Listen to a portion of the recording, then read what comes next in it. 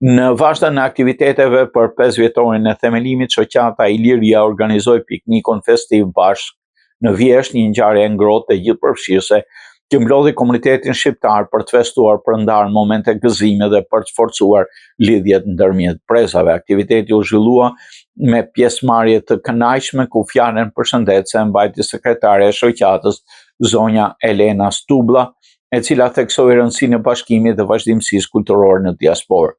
Një përshëndetje të veçantë për të pranishmit e dha zoti Drilon Zogaj, konsulli i Republikës Kosovës, duke vlerësuar përkushtimin e shoqatës në gjallërinë e komunitetit. Atmosfera u gjallërua nga muzika e DJ Arif Palloshit me këngë shqiptare dhe valle tradicionale që ndezën gëzimin e të rriturve dhe fëmijëve. Përgatitjet u realizuan me përkushtim nga Valoni Bishi, Afet Feza, Lame Murati, ndërsa organizimi i përgjithshëm u koordinua nga Emadan Hajdini, duke siguruar një ditë të mbarë dhe kujtueshme për të gjithë.